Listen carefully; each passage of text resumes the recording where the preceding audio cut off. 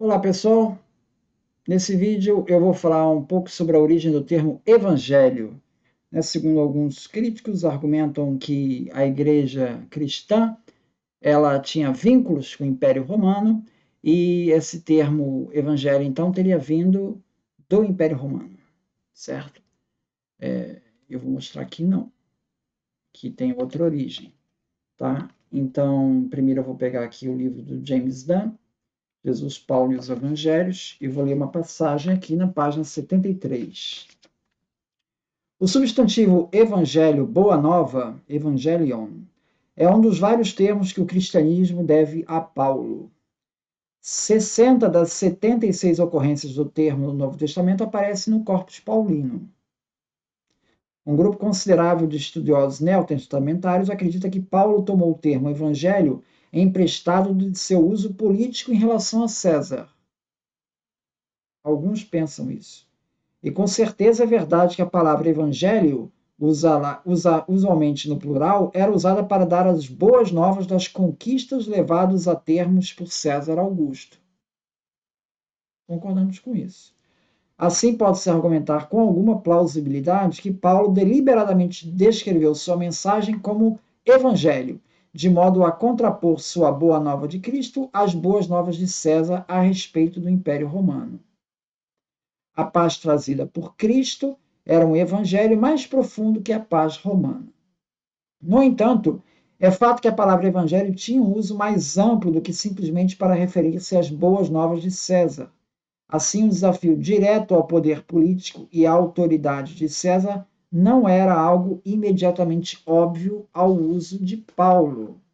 Em termos mais concretos, a influência decisiva na escolha de Paulo por evangelho para denotar sua mensagem provavelmente veio de outra parte. Refiro-me à influência direta e forte da linguagem de Isaías, evidentemente em muitos pontos da tradição cristã mais antiga, e especialmente para Paulo. Tá? É bem conhecido que Paulo foi fortemente influenciado por Isaías. Tá?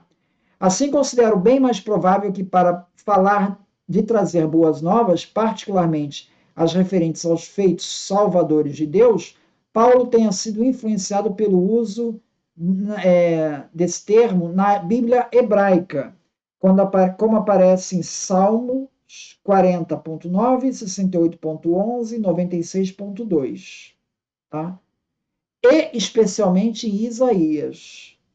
Isaías 40.9, 52.7, 60.6, 61.1.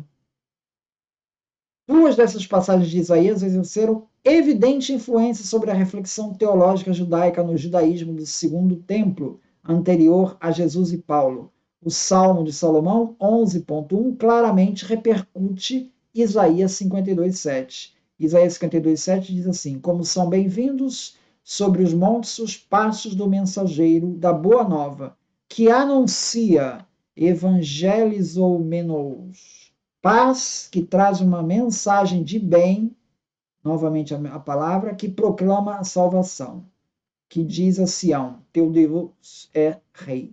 Então, evangelho como boas novas já aparece aqui em Isaías 52, 7. E em Salmo de Salomão também.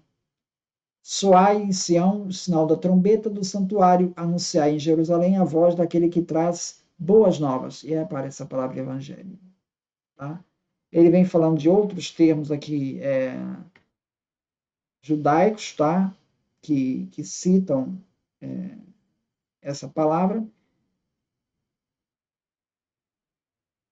Não deveria causar surpresa que Paulo tenha citado explicitamente Isaías 52:7 em uma passagem em que explica sua compreensão da missão de pregar o evangelho, como Romanos 10:15. O próprio Paulo cita essa passagem. Porém, o fato de haver tanta reflexão sobre o que Isaías disse a respeito de alguém que anunciaria boas novas aumenta bastante a probabilidade de que Paulo fez uma escolha deliberada de usar o termo evangelho para caracterizar sua mensagem.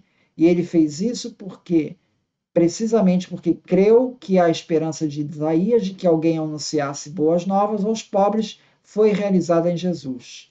Uma afirmação que era lembrada como feita pelo próprio Jesus.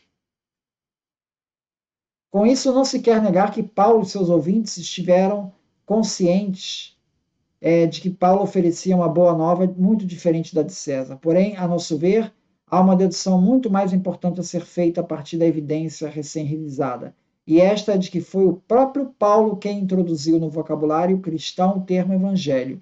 E ele fez isso usando a forma substantiva do verbo que lhe era familiar a partir de Isaías e da tradição de Jesus. Então, isso diz o James Dunn. Bom, será que é só James Dunn que diz isso? Bom, vamos então conferir aqui no David Flusser, tá? No livro Jesus, David Flusser. Ele fala na página 31. A palavra empregada em grego era evangelion, derivada do verbo usado no versículo de Isaías, para denotar a pregação da salvação. Para Jesus, essa passagem da Escritura era a ponte entre ser chamado, anunciado, ao ser batizado por João no Rio Jordão e sua presente vocação. David Flusser falando que a origem vem de Isaías. Será que é só David Flusser e James Dunn?